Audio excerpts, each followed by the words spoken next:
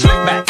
No, no, slick back. That's what I said. Slick back. No, nigga, I'm a pimp named Slick back. Pimp named Slick back. Pimp named, pimp named, pimp named Slick back.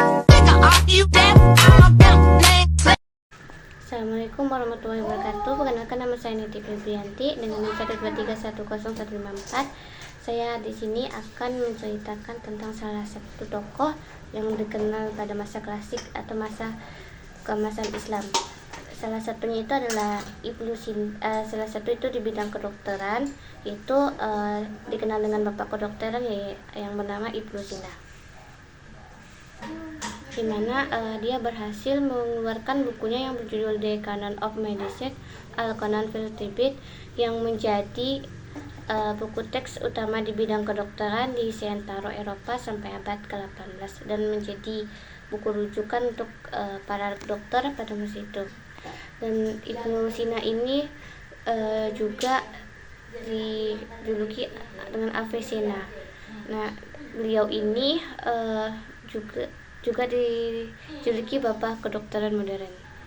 Nah, Ibnu Sina ini dikenal dengan Avicenna, adalah seorang muslim Mu'tazilah polimat yang dipandang sebagai dokter, astronomer, dan penulis terpenting dari zaman keemasan Islam. Pasti teman-teman penasaran kan dengan siapa sih Ibnu Sina ini? Ibnu Sina dengan nama aslinya Abu Ali Al-Husain. Ia lahir di Bukhara, Uzbekistan tahun 1980 Masehi, di wilayah Harmistan, dan di situ ada desa yang bernama Aviana. Nah, disinilah beliau dilahirkan. Ayah Ibnu Sina ini bernama Abdullah dan ibunya bernama Sitalah. Ayahnya juga pernah menjadi gubernur di daerah distrik Bukhara pada masa pemerintahan penguasa Samanianu II bin Mansur. Teman-teman pada tahu nggak kalau masa kecilnya Ibnu Sina ini sudah berpikir tajam dan bahkan beliau mempunyai daya ingat yang kuat. Salah satunya itu beliau di umur 10 tahun sudah bisa menghafal Al-Quran. Bahkan beliau waktu itu juga pernah berguru pada Natili untuk belajar Isasoke karya Paul Preyos. Setelah itu ia juga pernah belajar logika, montik karya Aristoteles. Namun ia tuh diajar hanya pengantarnya saja, karena setelah itu dia memperdalamkan ilmu itu belajarnya sendiri. Nah, Ibnu Sina ini juga dikenal dengan sosok seorang yang belajar mandiri, teman-teman. Dia juga mempelajari stratenia kayak Euclid, Almagest kayak Ptolemeus. Ibnu Sina juga mempelajari fisika, metafisika, matematika, dan juga teologi. Bahkan saat beliau memasuki usia 16 tahun, beliau sudah belajar tentang ilmu fikih dan tentang ilmu pengobatan. Nah, beliau juga pernah belajar dari kitab yang ditulis oleh kitab Al-Hayat wal Al-Ma'ud dan Abu Mansur, yaitu tentang belajar tentang pengobatan. Beliau belajar pengobatan di usia 16 tahun. Nah, beliau ini pernah belajar dari kitab penulis Al-Hayat wal Al-Ma'ud dan Abu Mansur, yaitu tentang ensiklopedia kedokteran. Bahkan beliau menguasai ilmu kedokteran itu pada waktu setengah tahun saja. Nah, beliau ini waktu itu juga pernah menjadi tabib dari seorang penguasa wilayah Samaniyah di Bukhara. Nah, namanya itu adalah Nur bin Mansur. Nah, setelah berhasil mengobati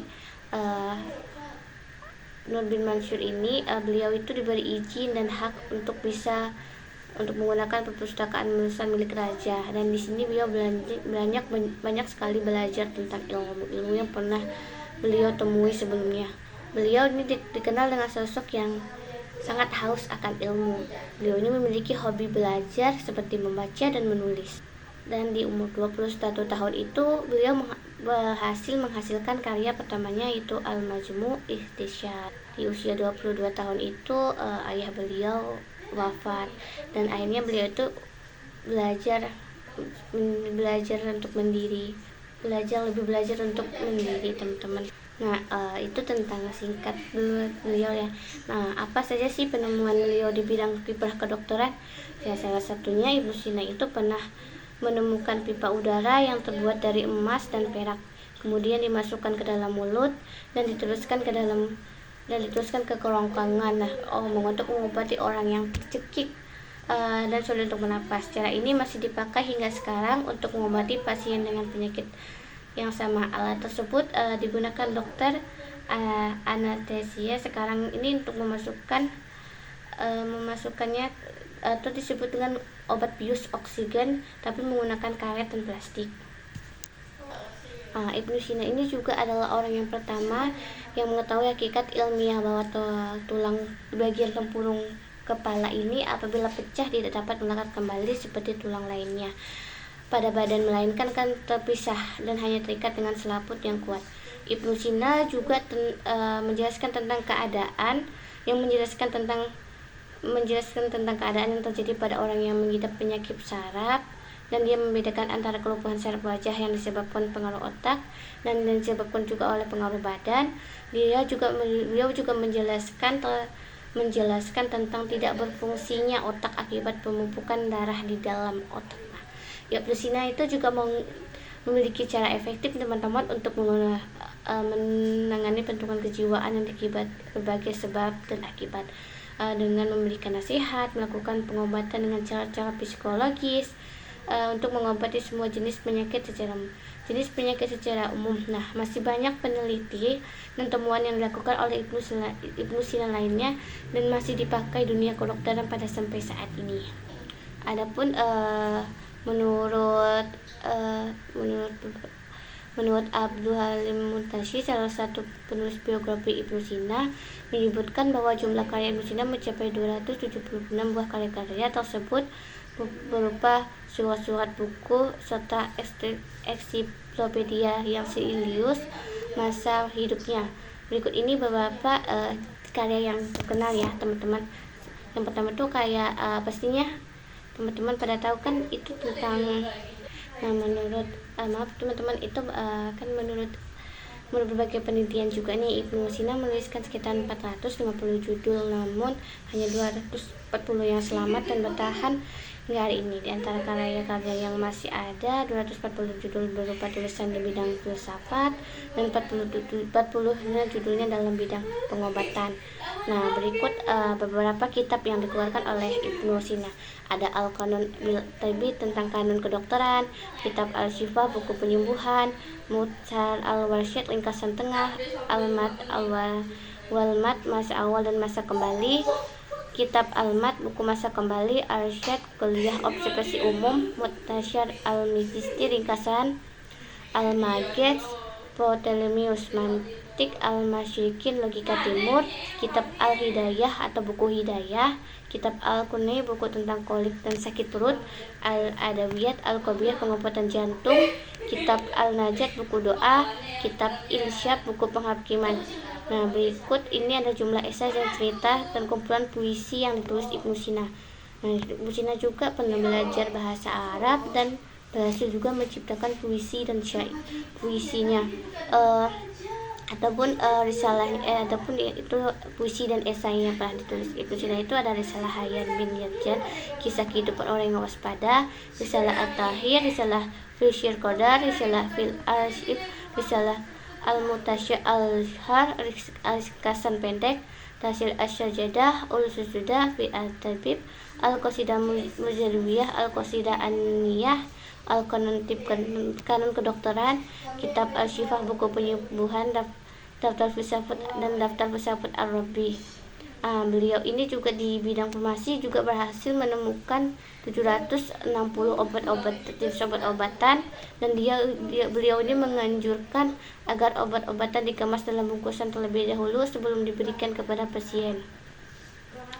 Karya penting Ibnu Sina seperti kitab Al-Shifa adalah buku tentang penyembuhan, merupakan ensiklopedia mencakup 4 bagian yang penelaran, yaitu fisika, matematika, dan metafisika.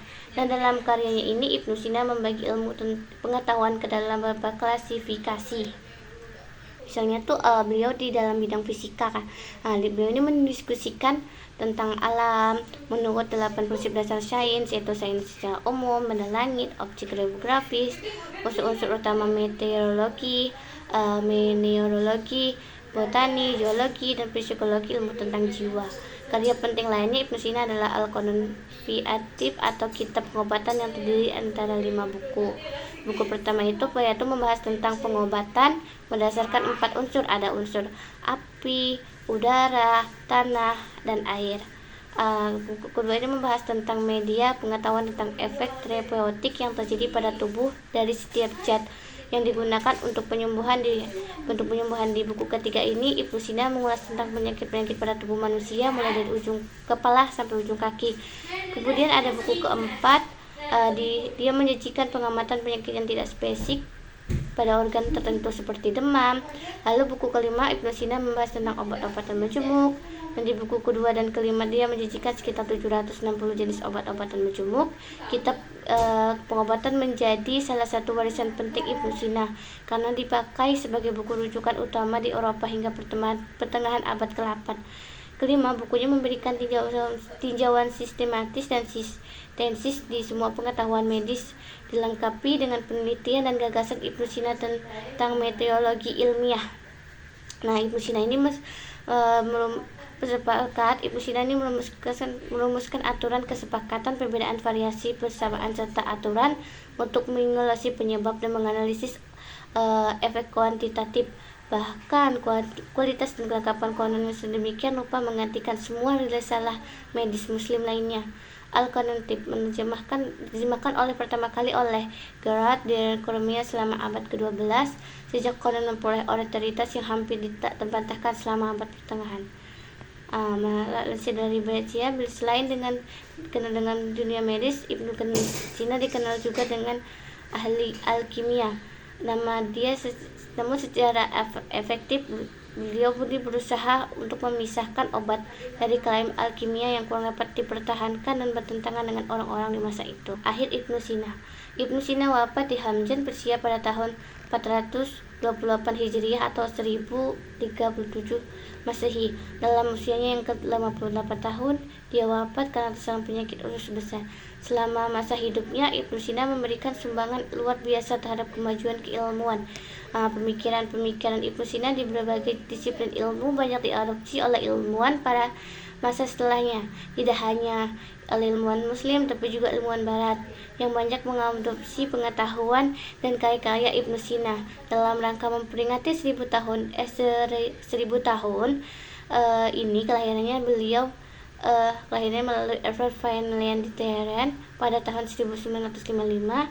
Ibnu Sina didambakan sebagai father of the dead untuk selama-lamanya. Teman-teman, ternyata Ibnu Sina ini menulis sebuah autobiografi untuk muridnya yang bernama Abu Ubaid Juzjani. Nah, beliau ini yang kemudian dilengkapi oleh muridnya tersebut dengan bab penutup.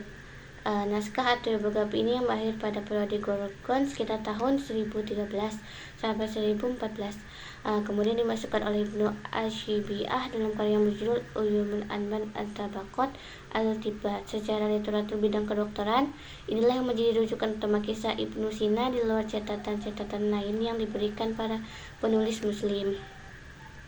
Ataupun kota yang bersejarah pada masa klasik itu adalah kota Baghdad, di mana kota Baghdad ini dikenal dengan kota ilmu pengetahuan ya, pada bahasa Bani Abbasiyah.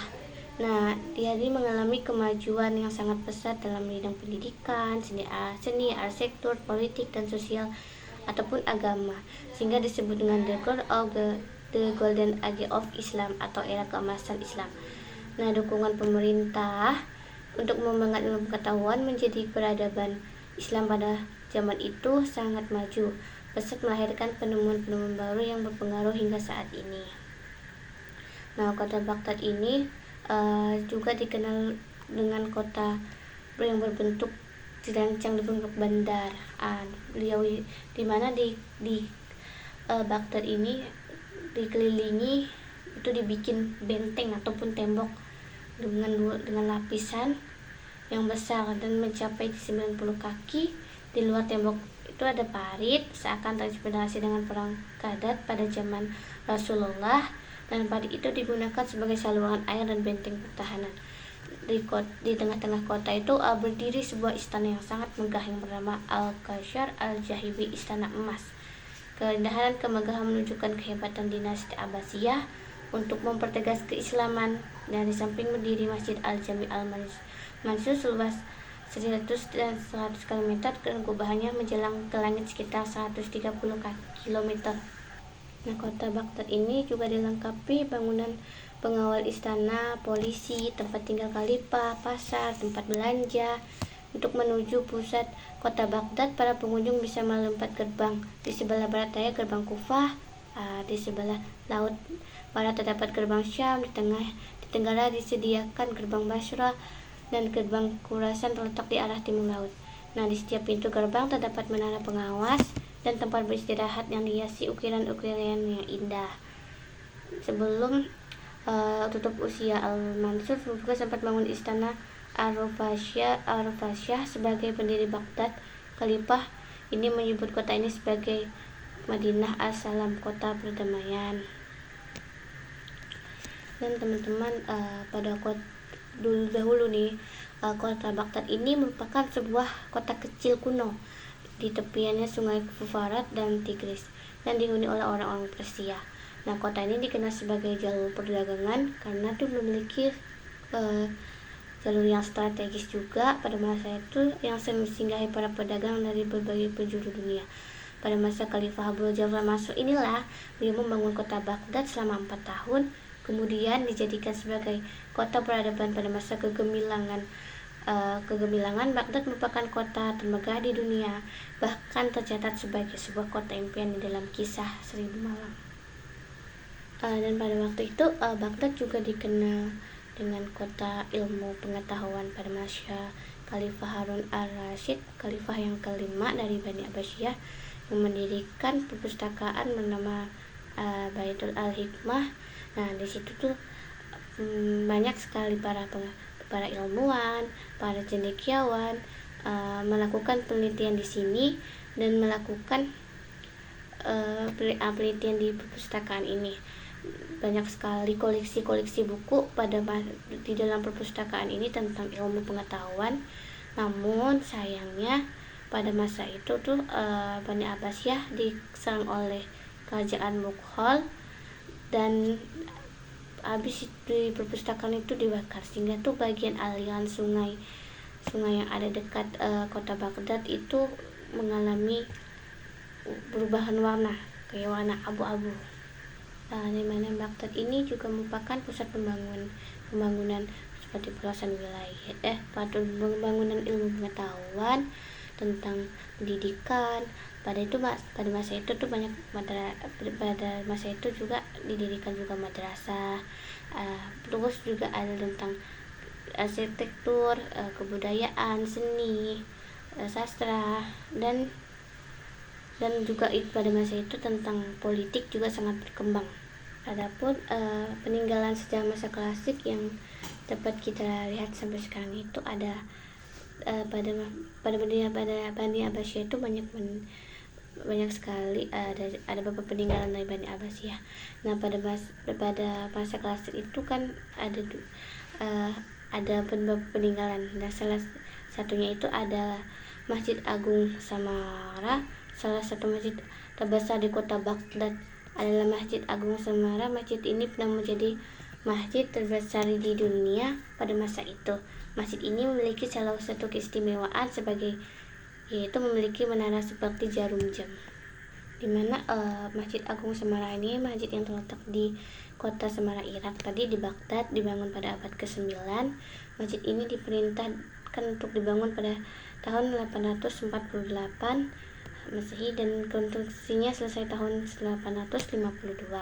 Masjid ini dibangun oleh khalifah dari Bani Abbasiyah Al-Mutawakil yang berkuasa di Semara pada tahun 847 sampai tahun 861. Adapun juga yang kedua nih juga yang terkenal juga nih pada masa Bani Abbasiyah yang menjadi peninggalan masa klasik Islam juga, yaitu ada makam masjid dan mausoleum Jumurud Kaltum. Ya, ini dikenal sebagai makam Sita Jubaidah adalah masjid dan tempat suci bersejarah yang terletak di Baghdad, Irak. Itu berasal dari era Abbasiyah. Itu terletak di pemakaman Syekh Ma'aruf di sisi Baghdad, dan di situ dibangun atas perlindungan Jumhuriyet Khatun dan putranya. Nah, teman-teman, itulah penjelasan saya tentang masa klasik. Tentunya masih banyak sekali kekurangan yang saya ceritakan. Jadi teman-teman kalau mau lebih lengkap bisa cari-carilah cerita-ceritanya. Dan cukup sekian dari saya. Kurang lebihnya saya mohon maaf. Wassalamualaikum warahmatullahi wabarakatuh. Terima kasih teman-teman.